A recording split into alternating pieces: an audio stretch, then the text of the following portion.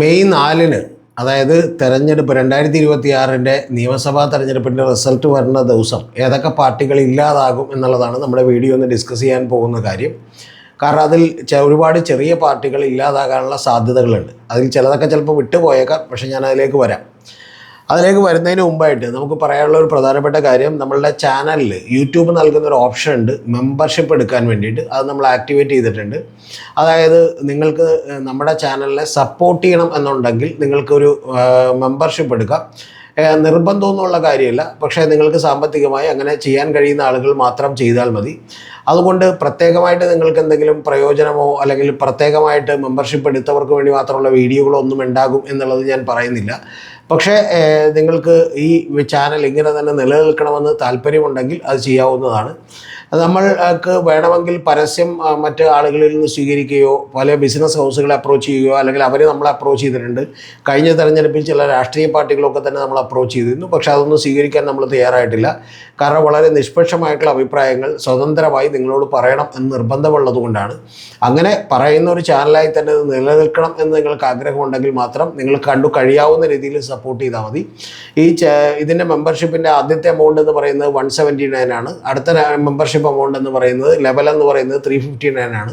അപ്പോൾ ഇതിൽ പല ലെവലുകൾ അതുപോലെ കൂടുതൽ എമൗണ്ടുകളിലേക്കൊക്കെ ഉണ്ട്. താല്പര്യമുള്ളവർക്ക് മാത്രം അത് ചെയ്താൽ മതി, അല്ലാത്തവർ അത് ചെയ്യണമെന്നില്ല. പക്ഷേ നിങ്ങളുടെ ഏറ്റവും വലിയ സപ്പോർട്ട് വേണ്ടത് ഈ വീഡിയോകൾ മുഴുവനായും കാണുകയും നിങ്ങൾ താഴെ ഇതുമായി ബന്ധപ്പെട്ടിട്ടുള്ള വീഡിയോകളിൽ എൻ്റെ അഭിപ്രായങ്ങളോട് അനുസരിച്ചുള്ള അല്ലെങ്കിൽ അതിനെ എതിർത്തുകൊണ്ടുള്ള കമൻറ്റുകളൊക്കെ തന്നെ നിങ്ങൾക്ക് നിഷ്പക്ഷമായി രേഖപ്പെടുത്താവുന്നതാണ്. കമൻറ്റുകളെല്ലാം ഉൾപ്പെടുത്തിക്കൊണ്ട് നമ്മൾ ഏതെങ്കിലും ഒരു പ്രത്യേക വീഡിയോ കൂടി എടുക്കുന്നുണ്ട്. ആ കമൻറ്റുകൾ രേഖപ്പെടുന്ന ആളുകളുടെ പേരുകൾ കൂടി ഇട്ടാൽ ആ പേരുകൾക്കൊക്കെ തന്നെ ഉൾപ്പെടുത്തിക്കൊണ്ടുള്ള ഒരു പ്രത്യേക വീഡിയോ കൂടി നമ്മളൊരു 10 ദിവസം കൂടി എടുക്കാൻ പ്ലാനുണ്ട്. അപ്പോൾ ഇതാണ് എനിക്ക് നിങ്ങളോട് പറയാനുള്ളത്. ഇത് പറയാൻ കാര്യം, ചില ആളുകൾ മെമ്പർഷിപ്പ് എങ്ങനെയാണ് എടുക്കുന്നത് എന്നുള്ളത് ചോദിച്ചിരുന്നു. മെമ്പർഷിപ്പ് എടുക്കേണ്ടത് നിങ്ങൾ സബ്സ്ക്രൈബ് എന്ന് പറയുന്നത് പോലെ തന്നെ തൊട്ട് സൈഡിൽ ജോയിൻ എന്ന് പറയുന്നൊരു ബട്ടൺ കൂടിയുണ്ട്. അതിൽ പ്രസ് ചെയ്തുകൊണ്ട് നിങ്ങൾക്ക് മറ്റ് ചില കുറച്ച് കാര്യങ്ങൾ കൂടി പൂർത്തിയാക്കിയിട്ടുണ്ടെങ്കിൽ ആ മെമ്പർഷിപ്പ് എടുക്കാവുന്നതാണ് എന്നുള്ളതാണ് എനിക്ക് പറയാനുള്ളത്. അപ്പോൾ ഇതിൽ നമ്മുടെ ഏറ്റവും ആദ്യത്തെ ഒരു കണ്ടന്റിലേക്ക് വന്നാൽ മെയ് 4-ന് ഇല്ലാതാകുന്ന പാർട്ടികൾ എന്നുള്ളതാണ്. ഇപ്പോൾ നമ്മുടെ നിയമസഭയിൽ നിങ്ങൾ സാധാരണയായി അറിയുന്ന പാർട്ടികൾ മാത്രമല്ല, അറിയാത്ത നിരവധി പാർട്ടികളൊക്കെ തന്നെ ഉണ്ട്. ഇപ്പോൾ ഭരിക്കുന്ന മുന്നണി എന്ന് പറയുന്നത് LDF ആണ്, നമുക്കെല്ലാം അറിയാമല്ലോ. അതിൽ communist party of India Marxist ആണ് ഏറ്റവും വലിയ പാർട്ടി. അവർക്ക് 61 MLA-മാരുണ്ട്. രണ്ടാമത്തെ പാർട്ടി എന്ന് പറയുന്നത് CPI ആണ്, കമ്മ്യൂണിസ്റ്റ് പാർട്ടി ഓഫ് ഇന്ത്യ. അവർക്ക് 15 MLA-മാരുണ്ട്. പിന്നെ കേരള കോൺഗ്രസ് എമ്മിന് 5 എണ്ണമുണ്ട്. അതുപോലെ തന്നെ ഇന്ത്യൻ സോഷ്യലിസ്റ്റ് ജനതാദൾ എന്ന് പറയുന്ന പാർട്ടിയുണ്ട്. നമ്മുടെ കൃഷ്ണൻകുട്ടിയുടെയൊക്കെ പാർട്ടിയാണ്, അതിന് 2 എണ്ണമുണ്ട്. അതുപോലെ കൃഷ്ണൻകുട്ടി മാത്യു ടി തോമസുമാണ്. കൃഷ്ണൻകുട്ടി ഇത്തവണ മത്സരിക്കുന്നില്ല. പിന്നെ നാഷണലിസ്റ്റ് കോൺഗ്രസ് പാർട്ടി എന്ന് പറയുന്ന NCPയുടെ പാർട്ടിയുണ്ട്. അവർക്ക് AK ശശീന്ദ്രനും അതുപോലെ തന്നെ നമ്മുടെ തോമസ് കെ തോമസ് എന്ന് പറയുന്ന ആളുമുണ്ട്. അപ്പോൾ പിന്നെ കോൺഗ്രസ് സെക്കുലർ എന്ന് പറയുന്ന പാർട്ടിയുണ്ട്. അത് കേരള കോൺഗ്രസ് സെക്കുലർ എന്നായിരുന്നു, കോൺഗ്രസ് സെക്കുലർ എന്നാണ് നമുക്ക് വിചാരിക്കുക. അത് ആൻ്റണി രാജുവിൻ്റെ പാർട്ടിയാണ്. പിന്നെ ബാലകൃഷ്ണ പിള്ളയുടെ പാർട്ടിയാണ് കേരള കോൺഗ്രസ് B. അതിന് ഗണേഷ് കുമാറാണ് ഉള്ളത്. അതുപോലെ രാഷ്ട്രീയ ജനതാദൾ എന്ന് പറയുന്ന RJD എന്ന് പറയുന്ന ഒരു കക്ഷി കൂടിയുണ്ട്. അത് KP മോഹനാണ്. അപ്പോൾ ഈ 3 കക്ഷികളെക്കുറിച്ച് കൂടി ഒന്ന് പറഞ്ഞു പോകാം നമുക്ക്. ഇതിൽ ആൻ്റണി രാജുവിൻ്റെ പാർട്ടി ഏതാണ്ട് അസ്തമിച്ചിരിക്കുന്നു. കാരണം അദ്ദേഹത്തിൻ്റെ ഒരു അണ്ടർവെയർ മോഷ്ടിച്ച കേസിൽ അദ്ദേഹം പിടിയിലാവുകയും അദ്ദേഹത്തിന് അയോഗ്യത കൽപ്പിക്കുകയും ചെയ്തു. അദ്ദേഹത്തിന് സ്റ്റേയും കിട്ടിയില്ല. അതുകൊണ്ട് പാവത്തിന് തിരുവനന്തപുരത്ത് നിന്ന് മത്സരിക്കാൻ പറ്റിയിട്ടില്ല. മത്സരിച്ചിരുന്നെങ്കിൽ നമ്മൾ കേരളീയർ അദ്ദേഹത്തോട് പുറത്താനെ. കാരണം കേവലം ഒരു ജട്ടി മാറ്റിയ കേസല്ലേ എന്ന് വിചാരിച്ച് പുറത്താനെ. പക്ഷേ എങ്കിൽ പോലും അദ്ദേഹത്തിന് മത്സരിക്കാൻ അവസരം കിട്ടിയില്ല. അദ്ദേഹം അവിടെ നിന്ന് മത്സരിച്ചെങ്കിൽ ജയിച്ചാനെ. അപ്പോൾ അദ്ദേഹത്തിൻ്റെ പാർട്ടി ഏതാണ്ട് ഇല്ലാതായിരിക്കുന്നു. ഇനി അടുത്ത തെരഞ്ഞെടുപ്പിൽ അദ്ദേഹം ഇതൊക്കെ അഗ്നിശുദ്ധി വരുത്തി വരുമോ എന്നുള്ളത് നമുക്കറിയില്ല. പിന്നെ രണ്ടാമത്തത് നമുക്കറിയാം നാഷണലിസ്റ്റ് കോൺഗ്രസ് പാർട്ടിയാണ്. അതിൽ ഇത്തവണ ഏതാണ്ട് തോമസ് കെ തോമസിൻ്റെ കാര്യം ഏതാണ്ട് ഇല്ലാതായിരിക്കുകയാണ്. പിന്നെ AK ശശീന്ദ്രനും നമുക്കറിയാം അദ്ദേഹം അവിടെ നിന്ന് ജയിക്കാൻ തന്നെയാണ് സാധ്യത. അതുകൊണ്ട് ചെറുതായിട്ട് ആ പാർട്ടിക്ക് ജീവനുണ്ടാവും എന്ന് മാത്രമേ നമുക്ക് പറയാനുള്ളൂ. പിന്നെ അടുത്തത് RJDയുടെ KP മോഹനാണ് ഇപ്പോൾ നിലവിലുണ്ടായിരുന്നത്. അദ്ദേഹം ഇത്തവണ മത്സരിക്കുന്നില്ല. ആ പാർട്ടി കുറച്ചുകൂടി കാലം നിലനിൽക്കും. കാരണം കുറച്ചുകൂടി പാർട്ടി സ്ട്രക്ചറൊക്കെ ഉള്ളൊരു പാർട്ടിയാണത്. ശ്രേയംസ് കുമാറിൻ്റെയൊക്കെ പാർട്ടിയാണ് എന്നുള്ളത് പറയാതെ വയ്യ. അപ്പോൾ ഇതാണ് ഈ പറയുന്ന ചെറിയ പാർട്ടികളുടെയൊക്കെ കാര്യം. പിന്നെ INL എന്ന് പറയുന്നൊരു പാർട്ടിയുണ്ട്. അത് യഥാർത്ഥത്തിൽ ഇന്ത്യൻ നാഷണൽ ലീഗ് എന്ന് പറയുന്ന പാർട്ടിയാണ്. പാർട്ടിയുടെ പേരൊക്കെ കേൾക്കുമ്പോൾ നമുക്ക് ഭയങ്കര വലിയ പേരൊക്കെ ആയിട്ട് തോന്നും. പക്ഷേ അഹമ്മദ് ദേവർകോവിലാണ് അവരുടെ MLA. ഇത്തവണ അദ്ദേഹം മിക്കവാറും സൗത്തിൽ നിന്ന്, കോഴിക്കോട് സൗത്തിൽ നിന്ന് പരാജയപ്പെടാനാണ് സാധ്യത എന്ന് പറയുന്നത്. അതോടുകൂടി ആ പാർട്ടിയുടെ കാര്യത്തിലും ഏതാണ്ട് തീരുമാനമെത്തും. ആ പാർട്ടിയുടെ കാര്യത്തിൽ തീരുമാനത്തിലെത്തേണ്ട എത്രയും അർജൻറ്റാണ്. കാരണം ആകെ 25 പേര് ആ പാർട്ടിയിലുള്ളൂ. പക്ഷെ അതിൽ 15-10 പേരുമായിട്ട് ചേർന്ന് എല്ലാ മീറ്റിങ്ങുകളിലും അവർ ഇടിയാണ് എന്നുള്ളത് എൻ്റെ പ്രിയപ്പെട്ട പ്രേക്ഷകർ ആലോചിക്കണം. അപ്പോൾ അത്തരത്തിലുള്ള INL സംസ്ഥാന കമ്മിറ്റി ഓഫീസ് കാണാൻ ഞാൻ ഒരിക്കൽ ചെന്നിരുന്നു. ഒരിടവഴിയിലൂടെയൊക്കെ നടന്നു ചെന്നപ്പോഴേക്കും കണ്ടത് ഏതാണ്ടൊരു ഇരുമ്പ് ഗേറ്റ് പൂട്ടിക്കിടക്കുന്നതാണ് കണ്ടത്. ആ ഒരു ചെറിയ റൂമായിരുന്നു അവരുടെ ഓഫീസ്. അതിലോ നമ്മളവരെ കളിയാക്കുന്നില്ല, കാരണം ഒരു ചെറിയ പാർട്ടിയാണ്. പക്ഷേ ഒരു ഹോട്ടലിലൊക്കെ വെച്ചിട്ടാണ് മീറ്റിംഗ് വിളിക്കുക. മീറ്റിംഗ് വിളിക്കുന്ന ദിവസങ്ങളിലെല്ലാം തന്നെ വലിയ അടിയായിരുന്നു, ബഹളമായിരുന്നു എന്നുള്ളത് നിങ്ങളൊന്ന് ആലോചിക്കണം. പിന്നെ ഇന്ത്യൻ നാഷണൽ ലീഗാണ് ഞാൻ പറഞ്ഞ ഒരു പാർട്ടി എന്ന് പറയുന്നത്. പിന്നെ അടുത്തത് നാഷണൽ സെക്യുലർ കോൺഫറൻസ് എന്ന് പറഞ്ഞൊരു പാർട്ടിയാണ്. ആ പാർട്ടി നിലനിൽക്കും എന്നാണ് ഞാൻ വിചാരിക്കുന്നത്. കാരണം നാഷണൽ സെക്യുലർ കോൺഫറൻസ് എന്ന് പറയുന്നൊരു പാർട്ടി നിങ്ങൾ കേട്ടിട്ടില്ലെങ്കിലും PTA റഹീം എന്ന് പറയുന്ന ഒരു MLA കേട്ടിട്ടുണ്ടാവും. അദ്ദേഹം കുന്നമംഗലത്ത് നിന്നുള്ള ഒരു MLA ആണ്. അദ്ദേഹം ഇത്തവണ നേരിയ വോട്ടിനെങ്കിലും ജയിക്കുമെന്നാണ് ഞാൻ വിചാരിക്കുന്നത്. എൻ്റെ ആഗ്രഹം അവിടെ നിന്ന് റസാഖ് മാസ്റ്റർ എന്ന് പറയുന്ന ഇന്ത്യൻ യൂണിയൻ മുസ്ലിം ലീഗിൻ്റെ ജില്ലാ പ്രസിഡൻ്റാണ് മത്സരിക്കുന്നത്. അദ്ദേഹം ജയിക്കണമെന്നാണ്. പക്ഷേ ഇദ്ദേഹത്തിന് ഒരു ചെറിയ എഡ്ജ് ഇപ്പോഴവിടെ ഉണ്ട്. കാരണം നിരവധി ഇപ്പോൾ കാന്തപുരത്തിൻ്റെ വോട്ടുകളാണെങ്കിലും അല്ലെങ്കിൽ SDP വോട്ടുകളൊക്കെ ആണെങ്കിലും അദ്ദേഹത്തിന് കിട്ടുമെന്നുള്ളതുകൊണ്ട് അദ്ദേഹം ജയിക്കാനാണ് സാധ്യത എന്നാണ് വിചാരിക്കുന്നത്. വലിയൊരു UDFൻ്റെ തരംഗമില്ലെങ്കിൽ. അങ്ങനെയാണെങ്കിൽ ഈ നാഷണൽ സെക്യുലർ കോൺഫറൻസ് എന്ന പാർട്ടിയൊന്നുമില്ല. അതിലാകെ പുള്ളിയും പിന്നെ പുള്ളിയുടെ നേരിലും പിന്നെ 3-4 ആളുകളും മാത്രമേ ഉള്ളൂ, അല്ലാതെ വേറെ ആളുകളൊന്നുമില്ല. ഇതാണ് യഥാർത്ഥത്തിൽ നമ്മുടെ റൂളിംഗ് ഫ്രണ്ട് എന്ന് പറയുന്ന പാർട്ടികളെന്ന് പറയുന്നത്. ഇനി അടുത്തതെന്ന് പറയുന്നത് UDF ആണ്. UDFിലെ ഏറ്റവും വലിയ പാർട്ടി എന്ന് പറയുന്നത് ഇന്ത്യൻ നാഷണൽ കോൺഗ്രസ് ആണ്. അവർക്ക് ഗംഭീരമായിട്ടുള്ള സീറ്റുകളുണ്ട്. 22 സീറ്റുകളാണ് അവർക്ക് കഴിഞ്ഞ തവണ ഉണ്ടായിരുന്നത്. അതിൽ നിന്ന് ഇത്തവണ എത്ര മെച്ചപ്പെടും എന്നുള്ളത് ഉറപ്പാണ്. എത്ര മെച്ചപ്പെടുമെന്ന് നമുക്കറിയില്ല. പിന്നെ അടുത്തത് രണ്ടാമതൊരു വലിയ പാർട്ടിയാണ്. അത് ഇന്ത്യൻ യൂണിയൻ മുസ്ലിം ലീഗാണ്. അവർക്ക് 15 സീറ്റുകളാണുള്ളത്. ഇത്തവണ അവരൊരു 22 സീറ്റെങ്കിലും ജയിക്കും എന്നുള്ളതാണ് ഞാൻ വിചാരിക്കുന്നത്. പിന്നെ ഉള്ളത് കേരള കോൺഗ്രസ് ജോസഫ് ഗ്രൂപ്പാണ്. ജോസഫ് ഗ്രൂപ്പിന് ആകെ 2 MLAമാരെ കഴിഞ്ഞ തവണ ജയിക്കാൻ പറ്റിയിട്ടുള്ളൂ. 10 സീറ്റിൽ മത്സരിച്ചതാണ്.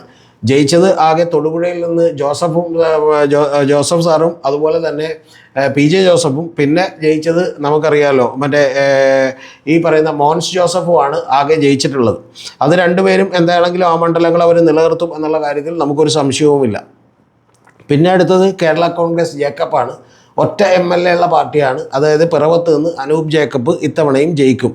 വേറെ വ്യത്യാസമൊന്നുമില്ല. പക്ഷേ കഴിഞ്ഞ തവണ RSP റവല്യൂഷണറി മാർക്സിസ്റ്റ് പാർട്ടി എന്ന് പറയുന്ന മറ്റൊരു പാർട്ടി ഉണ്ടായിരുന്നു. RMP എന്ന് പറയുന്നൊരു പാർട്ടി. അത് KK രമ വടകരയിൽ നിന്നും ജയിച്ചതാണ്. ഇത്തവണ ജയിക്കുകയില്ലെന്ന് നമുക്ക് ഉറപ്പിക്കാൻ പറ്റില്ല, എന്നാലും ജയിക്കാനാണ് സാധ്യത. അപ്പോൾ ഇത്തരം പാർട്ടികൾക്കാണ് കഴിഞ്ഞ തവണ MLAമാർ ഉണ്ടായ പാർട്ടികൾ ഉണ്ടായിട്ടുള്ളത് ഈ പറയുന്ന UDFിൽ നിന്നും.